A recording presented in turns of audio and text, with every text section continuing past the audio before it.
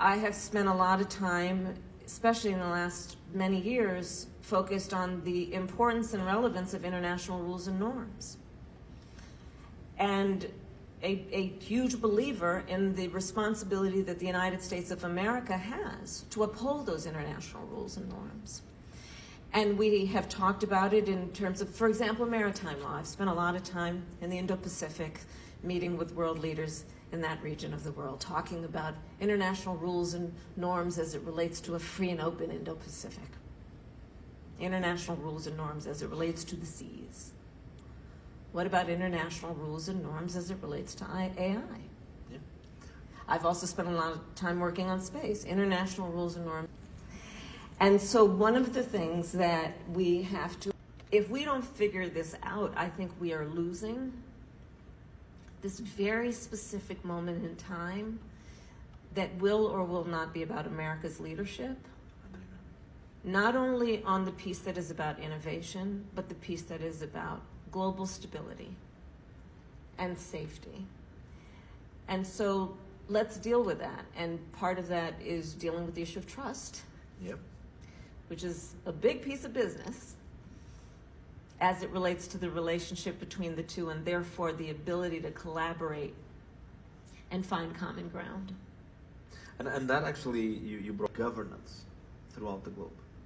So then Prime Minister Rishi Sunak asked me to come to the UK and present our perspective on safety and AI. And I was thinking a lot about, because many of you may know, I started my career as a prosecutor. So I've spent a large part of my career being concerned with safety, thinking about vulnerable people, thinking about what can we do in a way that is a system that people trust, that is designed to help, in particular, the most vulnerable. Okay. I was also thinking, so we did DoorDash, because I wanted Doritos. And they were about, the red carpet part was about to start. Nobody wanted to leave to go to the grocery store. So it was DoorDash. And I'm thinking about this, so I was willing to give up whatever might be the tracking of Kamala Harris's particular fondness for nacho cheese Doritos, for the sake of getting a big bag of Doritos as I watched the Oscars. That's the consumer behavior. And that's right, but here's the thing.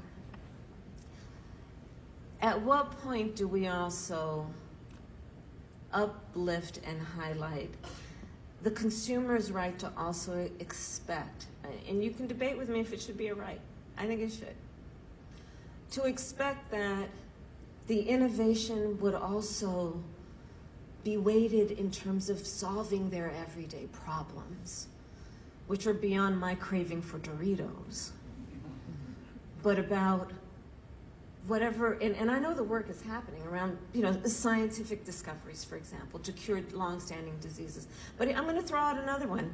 And you all, again, please get back to me any information you have. I would love it if there would be an investment of resources in solving the affordable housing issue in America. Like, help me with that. Help me with that.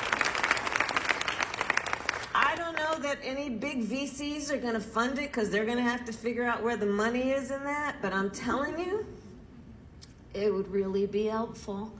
And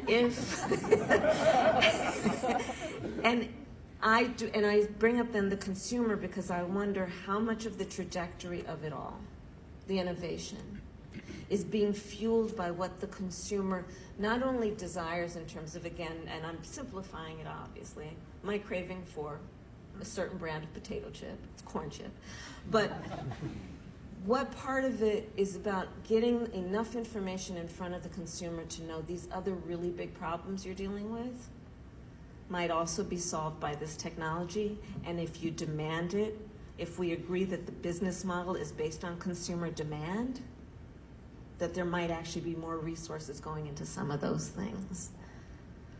I think that's a